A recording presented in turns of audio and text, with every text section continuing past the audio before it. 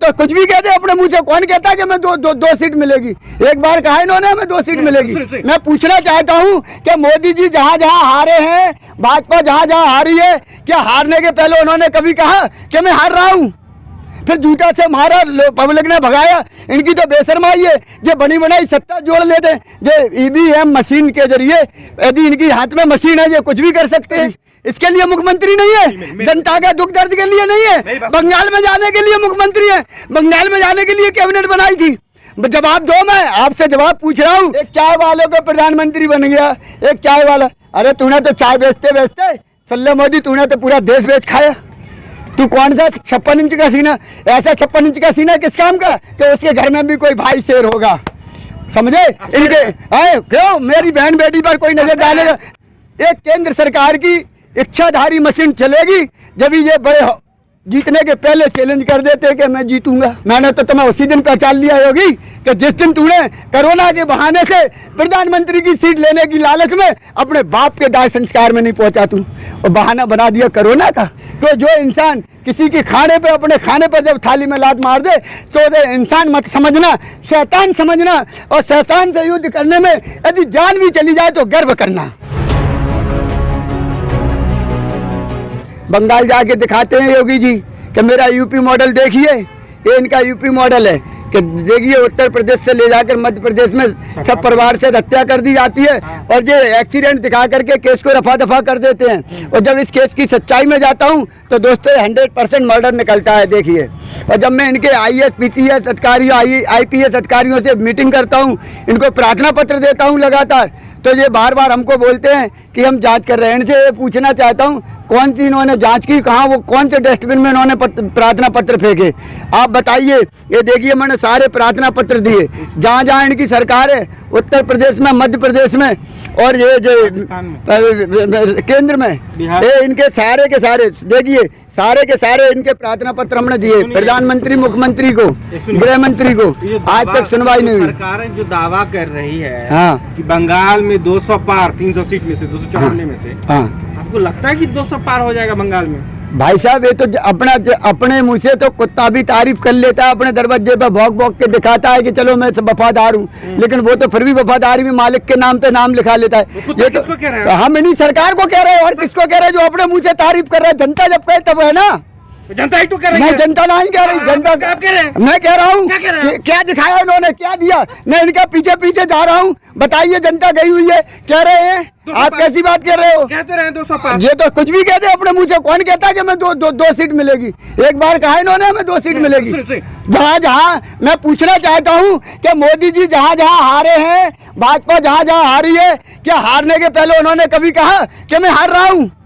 फिर जूता से मारा, पब्लिक ने भगाया। इनकी तो बेशर्माई है, जो बनी बनाई सत्ता जोड़ लेते, जो ईवीएम मशीन के जरिए, यदि इनकी हाथ में मशीन है, ये कुछ भी कर सकते हैं। ईवीएम की बात कर रहे हैं आप? हम आपको बता रहे हैं ना, जब इन्होंने, इन पे कौन भरोसा करे? जब ये मध्य प्रदेश की सरकार, बनी बनाई लोकतंत्र की सरकार गिरा सकते हैं और लोगों को खरीद सकते हैं, तो ये क्या नहीं कर सकते? वही कोशिश इन्होंने राजस्थान में की, वही इन्होंने जो है महाराष्ट्र में कोशिश की, वो वहाँ ये कामयाब नहीं हो पाए। अब ये बंगाल पहुंच रहे हैं। अरे अपने तुम्हारा ये ड्यूटी है, उत्तर प्रदेश के मुख्यमंत्री का क्या ये ड्यूटी है? साधु संत का कुर्ता पहन के साधु संत और सेवादार बन गया क्या? आप बंगाल है क्या उनका स्टेट? बंगाल में क्यों टाइम खराब कर रहे हैं? जनता ने बंगाल के लिए बनाया योगी को। क्यों? योगी मुख्यमंत्री है, योगी को बंगाल के लिए मुख्यमंत्री बनाया कि अपने उत्तर प्रदेश का ये मासूमों की हत्या का CBI केस नहीं खुलवा सकते?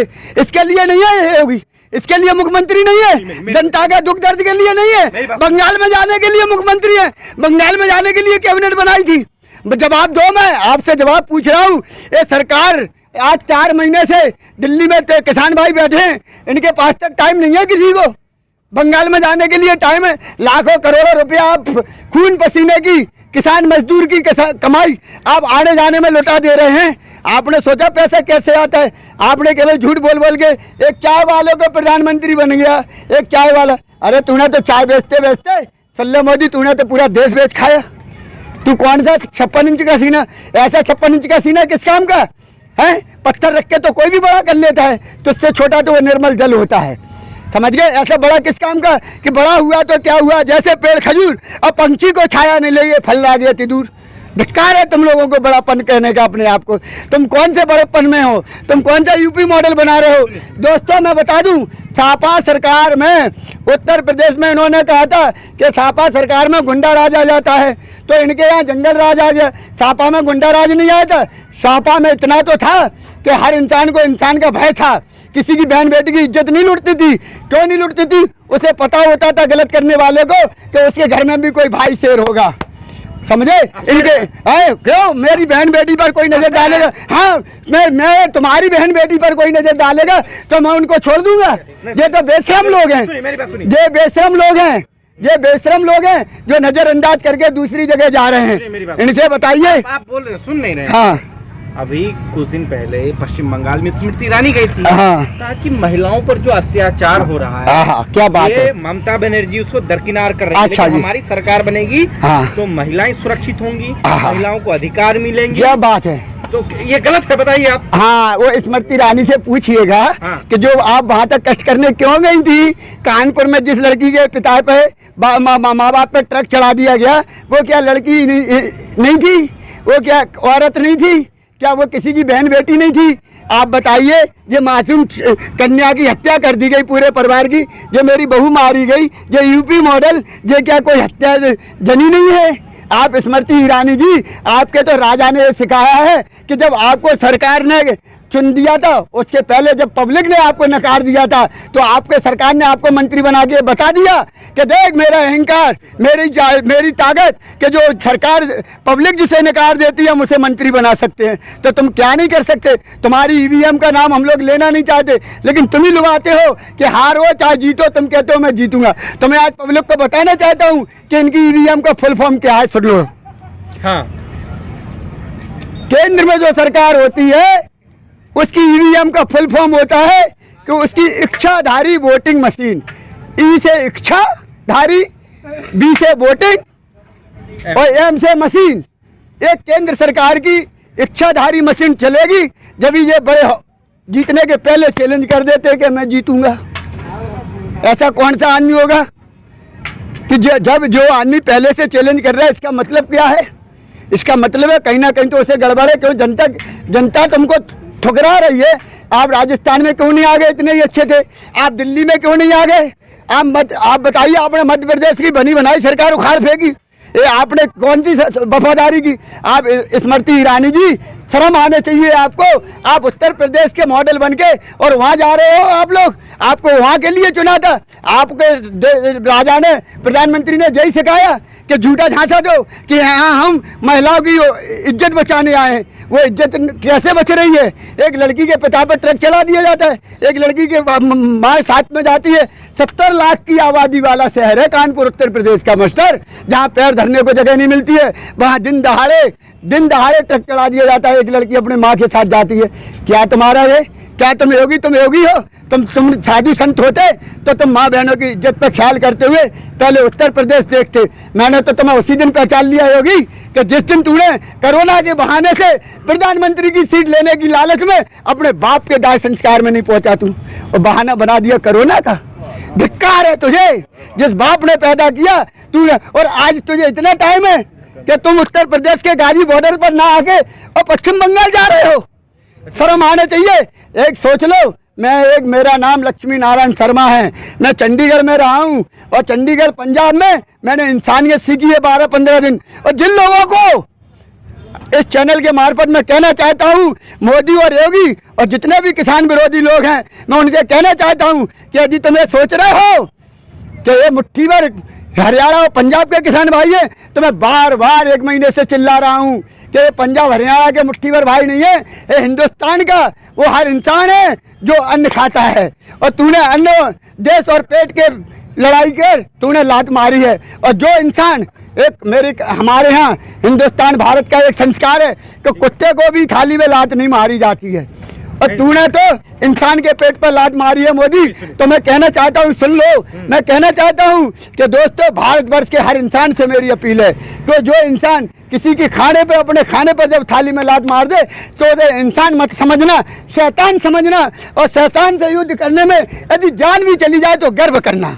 सुनिए मेरी बात सुनिए, अभी पश्चिम बंगाल में नरेंद्र मोदी गए थे। हाँ जी, श्री नरेंद्र मोदी। हाँ। और जब वो गए तो पूरा जो ग्राउंड था बढ़ गया। श्री आप कह सकते हो, हमने हमारे सारे पसीना बहाने वाले लोग रोड पर घूम रहे हैं, बैठे हैं। आप सुनते? हाँ हाँ, तो श्री आप कहिए, हम नहीं कहेंगे। हाँ, श्री नरेंद्र मोदी वहाँ पर पहुंचे पश्चिम बंगाल, पूरा ग्राउंड भर गया। और लोगों ने कहा कि इस बार जो है भाजपा की ही सरकार बनेगी, जिस तरीके से मोदी ने अपनी बात को रखी है।